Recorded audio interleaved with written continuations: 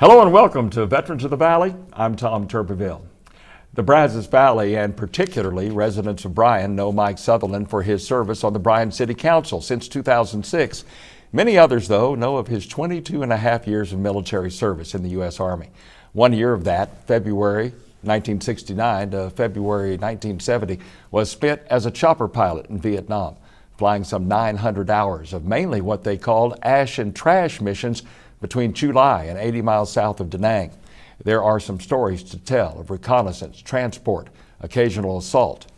After Vietnam, Mike Southerland spent another 19 years in uniform, ending his military career stationed at Bryan's 420th Engineering Brigade under General Al Jones. Please welcome Lieutenant Colonel Mike Southerland to Veterans of the Valley. Mike, it's a pleasure to have you here. Thank you for your service. Wanted to have you on Veterans of the Valley for a long time. Appreciate you being here. I'm glad to be here. You grew up in Louisiana, born in Shreveport, but you were drafted in 1966, and I thought it was interesting that even though you had a deferment, you decided to bypass that and go into the Army because many of your friends had served and indeed were even wounded in Vietnam. That's true, and my family in World War II, almost all of them served too, so that was kind of I think an unwritten rule that we would serve. And my mother didn't want me to volunteer, so this was a way to get volunteered, is let them draft you. Right, right. And you liked the Army. You got there and you liked the Army, obviously, because you spent 22 and a half years Yeah, there. after the shooting stopped, I found a home there, and I liked the methods. As a matter of fact, I think I grew up in the Army. What I know and what I based my life on is pretty much what I was taught in the Army. Right, right. Talk about leading up to Vietnam. You went to OCS and you went to flight school, so you volunteered for those things to sort of stay stateside as long as you could, right? Yeah, I got drafted in October '66 and went to basic training, and somebody said, "You want to take a test to go to OCS?" And I said, "What is that?" And they told me what it was. I said, "I'll take the test."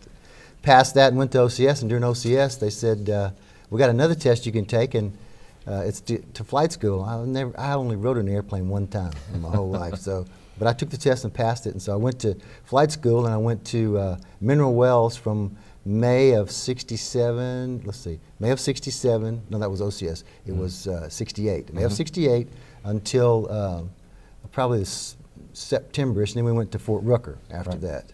And finished up at Fort Rucker, and then there was nothing left to do. You went to Vietnam after that. And you went in country, like we said, in February 1969. Correct.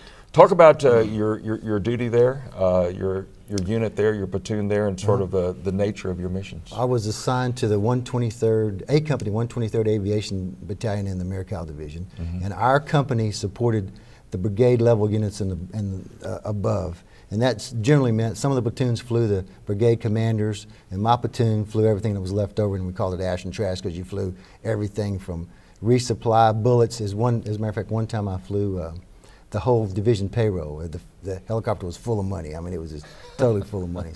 And it was a varied thing. Like you were saying earlier, I flew sometimes an assault.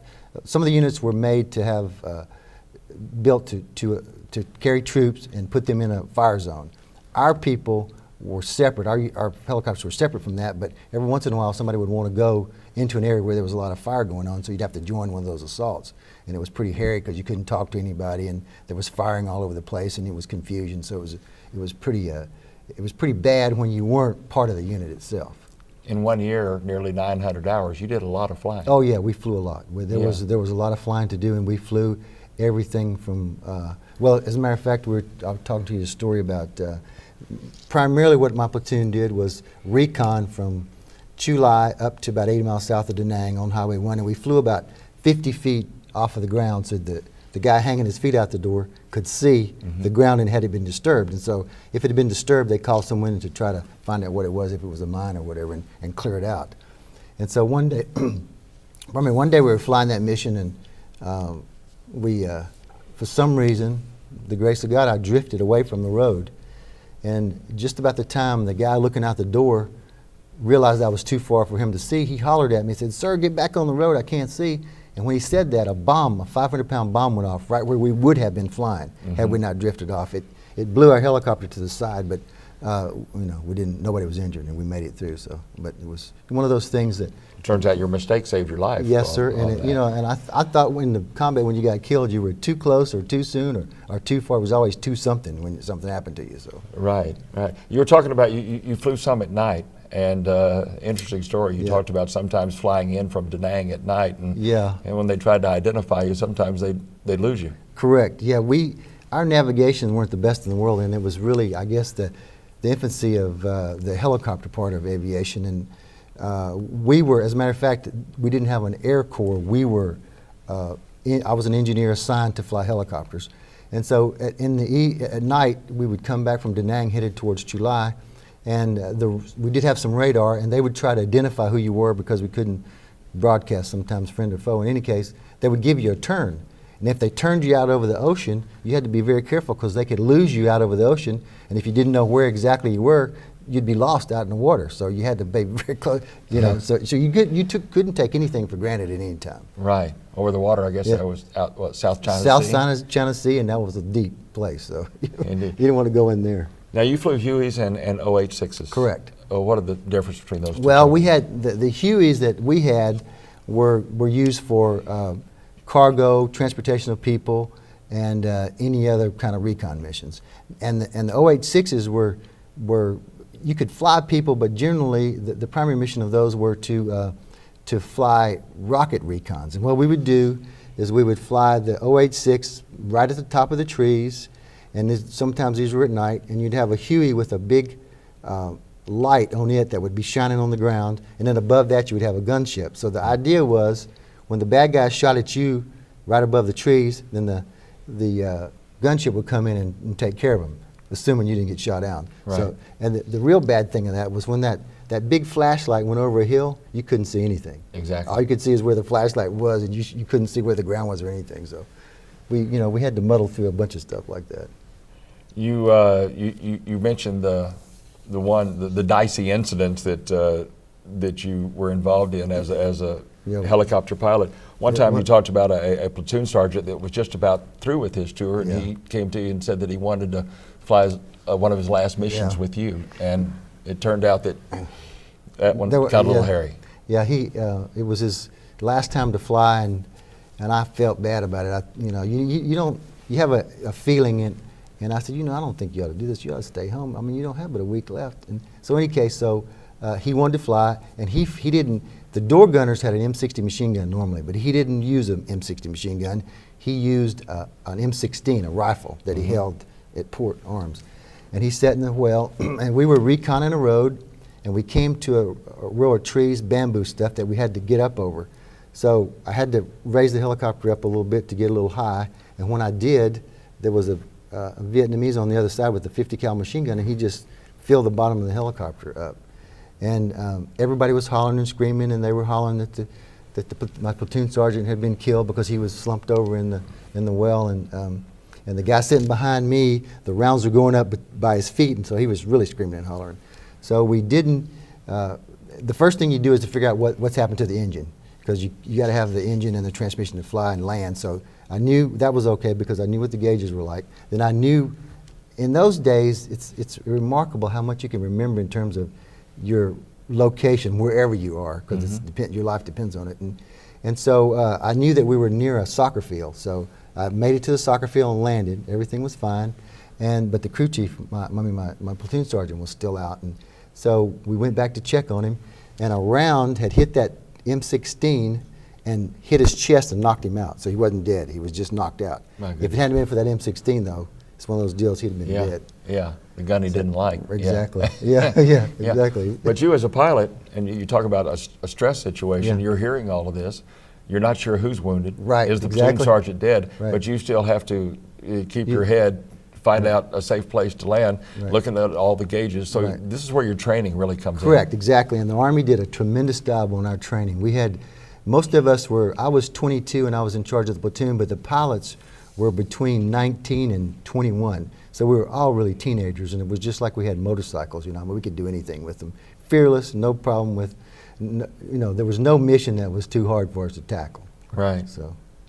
Another incident you talked about where you had just come off of R&R and you had a big load in a takeoff situation. Yeah, you find things to do as a routine way that work for you and that are safe for you.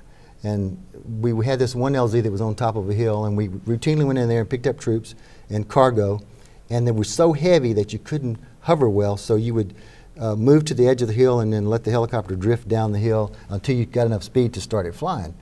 Well, I was gone for about a week on R&R with my wife in Hawaii, and came back and we did the same thing. Loaded up, started drifting down the hill, got to the bottom of the hill, and the unit down there had put up a large grouping of a telephone wire, and it was a pretty good sized deal. And so I didn't see it until it was right at eye level. So the bubble, I mean, I'm sitting in the bubble, and the bubble's here, and the wires are across there. And, you know, what do? Do you go under it? No, because couldn't go under it because the blade was too tall, and it would snap off the rotor. So then you could try to raise it up and try to go over it, but you didn't have enough speed, and you didn't have enough power to get over it.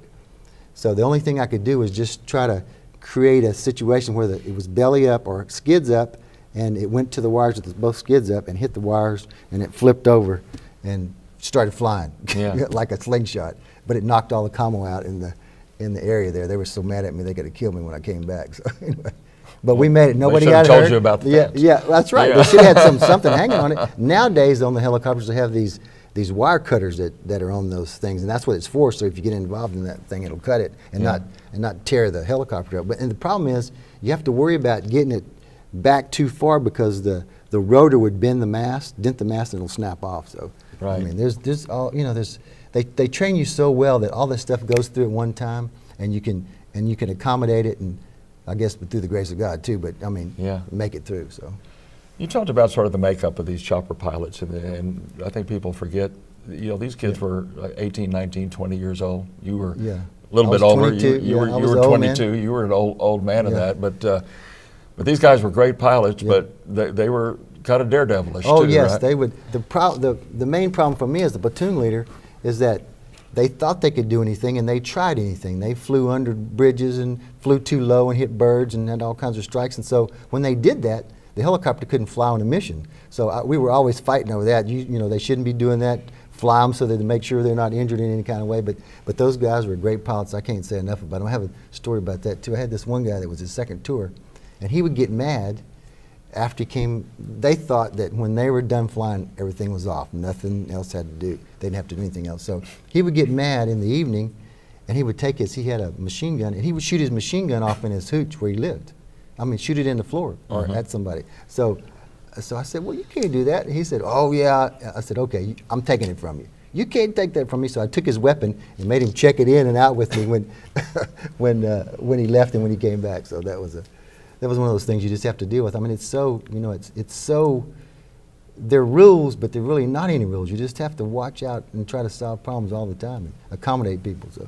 You talked about another time near the end of your tour when they usually try to give you relatively safe missions, and there were some tracer bullets that you weren't counting on that were coming at you. Yeah, we flew a mission around the division base camp to drop these large flares that lit up the perimeter for the soldiers that were on guard duty to see if there were enemy coming through the wire, because they wouldn't have any lights, there wasn't enough electricity. So, and we would do that. We'd do that all night long, and I came in about midnight or 1 o'clock on one mission and landed the helicopter. We hovered into the revetment. It's an L-shaped revetment. I'll never forget. It's open on one side. We hovered in there, and I was on the opposite side that's open, and all of a sudden tracers started coming across the nose of the helicopter. I mean, it was a lot of them. I don't know how we missed, but I guess he wasn't trying to hit us. So they went across the helicopter, and we all jumped out and started low crawling away from where he was shooting, back away from where we thought was safe. And so we warned the guys behind us, because we had some people coming in behind us, that what was going on and not to land. And what had happened is one of the platoon leaders that was behind us had his member of his platoon was shooting, and he was waiting on him to land. He was going to shoot him down. For some reason he was mad at him. I don't remember why, but anyway.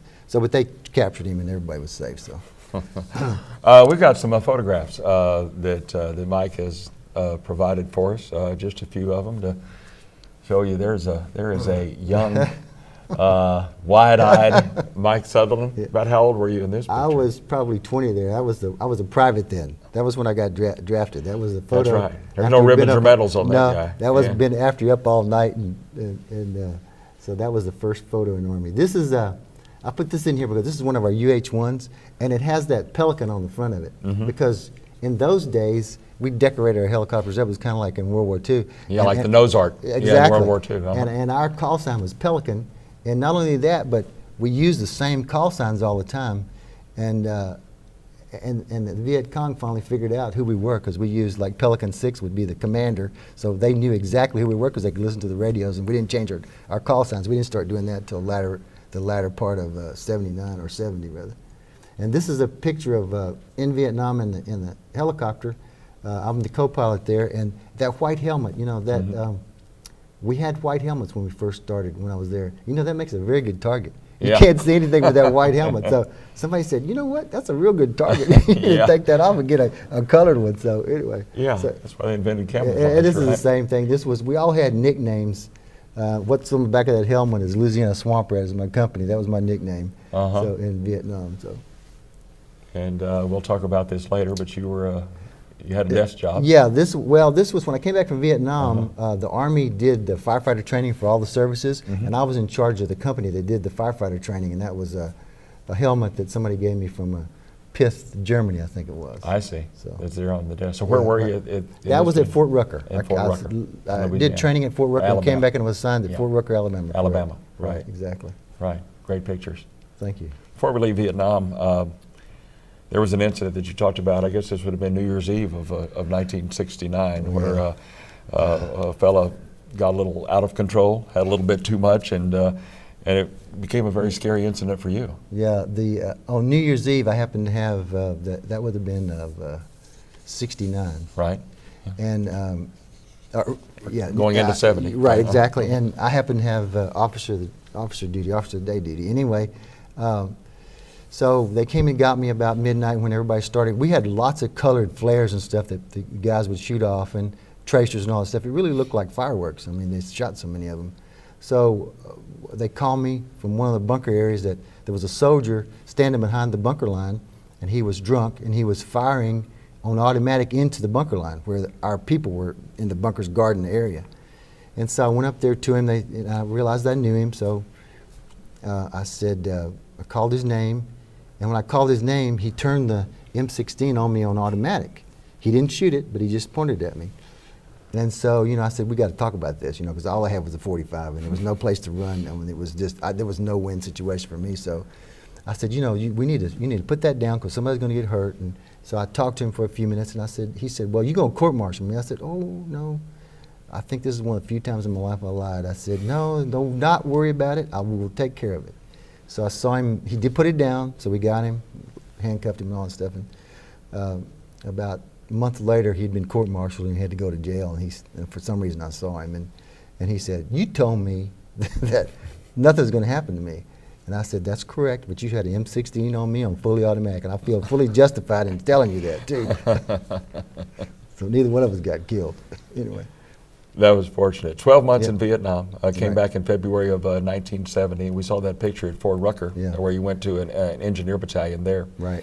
And then to Little Rock, Arkansas, where you were under a Colonel Downs. That's exactly right. Ben Downs' uncle, I found out recently. It's amazing. It's a small world. Yeah, I was in the computer job there, and I did, in the navigation department, I did wrote and converted computer programs for the engineering work that they had to do. And I was in the engineering department, and I was in the computer department, and I worked for Colonel Downs. He had me do a study of the computer department on how it ought to be organized. So I set that up for him before I left there, and so that was really interesting. Ben Downs, of course, I can't imagine anybody doesn't know Ben. Ben is my boss and general manager of Bryan Broadcasting and WTAW, and I know that he's very proud of his uncle and his uncle's service. You all had a chance recently to talk about that. Germany for 4 years, where you served as not only a community commander, company commander, but XO for those 4 years. That was an interesting service. It was cold. Yes. Yeah, you spent 200 days out on the field. Exactly right. To begin with. Talk about that. Okay, that was in the days of the Cold War, and what we were doing there is training to stop the Russians from coming across the German border into West Germany.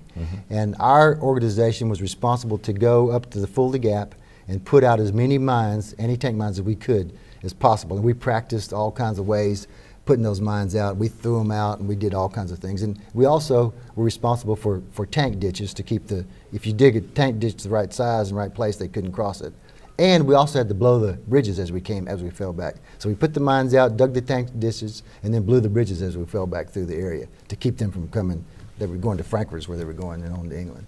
So, but I found out later, after I retired from the Army and read Reagan's book, that in some of the secret conversations that they published, that the Russians' plan was to nuke that area where we were and drive through buttoned up, so we would have been fried, you know. So I don't know who we would have slowed down, but anyway, I'm glad it never happened. But that's right. Because we had to get, not only that, we had to get we had all of our civilians there, all of our families were there too, so we had the plan we were up front and the families were evacuating from Germany. Right, so. Right. You said that when you were there was when Reagan was elected, and yes. They were pretty excited about that because Reagan was pretty tough on the Soviets. Right. During the campaign, Reagan was the only candidate that said that we got to stop the Russians. You know, he called them the evil empire, and the Germans at that time in West Germany, they were in a critical position because the only thing that kept them from speaking Russian was that the Chinese was on the other side, and if the Russians had made a move across the border, it was assumed that the Chinese would come across too. So that was kind of a blocking force for them. So at that time I was a